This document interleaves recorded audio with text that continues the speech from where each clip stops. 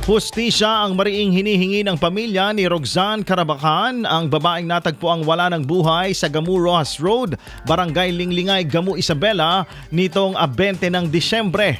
Sa isang eksklusibong panayam ng IFM News Team kung saan pumayag sa isang on-cam interview ang mga kaanak ng biktima, ibinahagi ni Ginang Martinez or Gina Martinez ang masakit na karanasang kanilang pinagdaraanan sa pagkilala sa bangkay ng kanyang anak.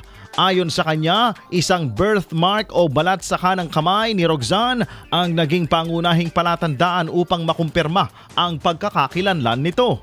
Naman akong alam na kaalitan niya, masayahin niya na bata. Nakita na pangalan nito, nakita namin yung niya. May senyales po ako kasi sa kanya kasi anak ko po may siya dito, balat.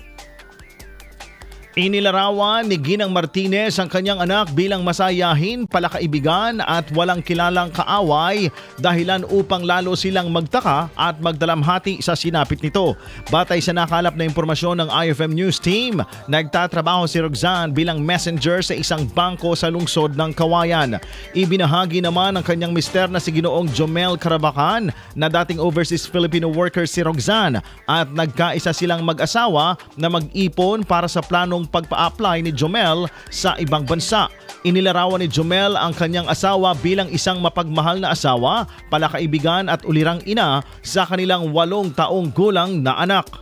May ikukumpara ko na parang pagiging isang ina niya is mabait po siya na asawa at mabuti rin po siyang ina sa aking anak dahil nagagawa niya po yung pagiging isang ina.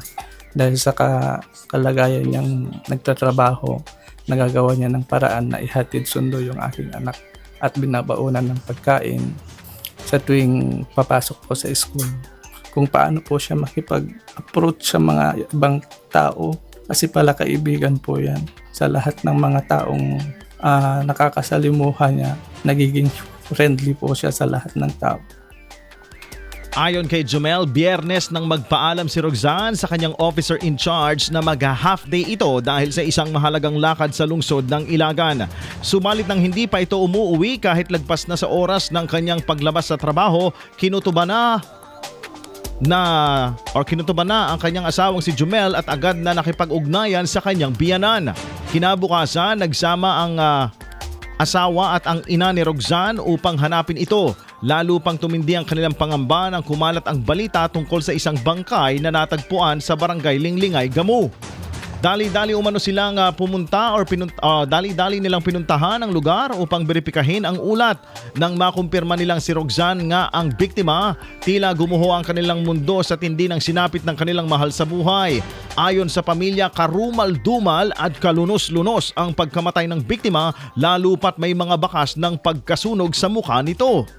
Sana po sa ginawa nila sa aking asawa na hindi naman katanggap-tanggap, hindi niya naman po deserve na ganito yung mangyari sa kanya.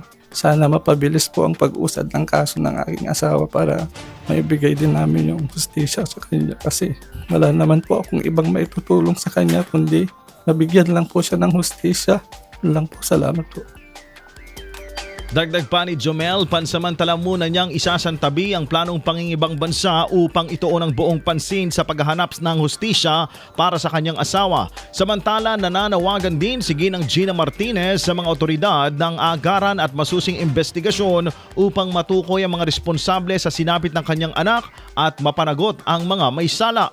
Sapay ko manusinuman bilang tinang kasta iti anak ko kit sapay ko mata agparang kinibagana no sino isuna pananagutan na kumami tinaramid na ti anak ko kasi ti bakmit ma'am kasi sobra ti inaramid da kanya na ma'am haan nga kami matanggap ma'am aling inaramid da kanya na andiyan lang mamahan ko pa'y maibagati ko tangal siyempre confused kami pa'y ma'am sapay ko mata makonsensya jay kasgay nga isinapit ti anak ko makonsensya mit ko maisuna tawan ti amumi nga nadagsin nga kwa na nga basol na.